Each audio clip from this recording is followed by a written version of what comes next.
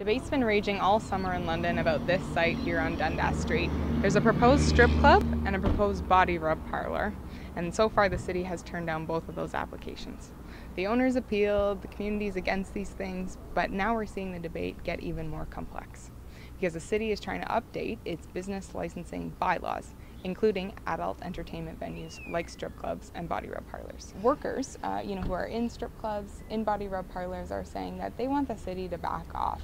This no-touch provision can actually make it harder for them because it could force sexual activity, sexual touching into less safe environments outside licensed facilities where they don't have things like panic buttons or managers, bouncers looking out for them. Yeah, a lot of the women who work in clubs have said that the club provides a safe work environment for them, and as long as they feel comfortable and the touching is consensual, then it should be fine. There are definitely adjustments that need to be made, and managers should be checking in with the women all the time to make sure that they do feel safe and that there doesn't need to be, any adjustments made in security or safety buttons, and if there does, they should implement those for sure. I think it's important that people understand what is a sexual service because it's so clearly defined. It says the following activities have been found to constitute a sexual service or an act of prostitution if provided in return for some form of consideration. Lap dancing, which involves sitting in the client's lap and simulating sexual intercourse. Masturbation of a client in the context of a massage parlor, whether or not the client climaxes. And sadomasochism activities, provided that the acts can be considered to be sexually stimulating and gratifying.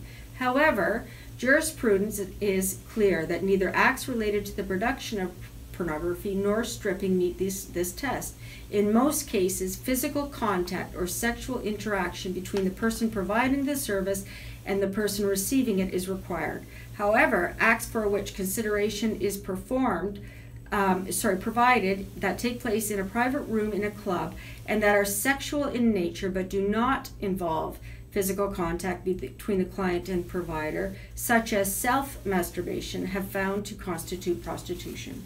So basically, everything that's happening, aside from the actual stripping on the stage, is illegal. Consent can occur with the exchange of money, and that's just a misnomer when we're sort of centering the fight on that, because none of us are above working for money. We live in capitalism. So I ask people often, like, hey, could you stop working tomorrow? And the vast majority of people say, heck no. And we all have constraints on the kind of work we can do based on our education, our upbringing, our privilege, how many options we have. So to say that sex workers, because the actual presence of money, cannot consent is just a complete power moment of me saying, I'm out of capitalism and I'm not part of this at all.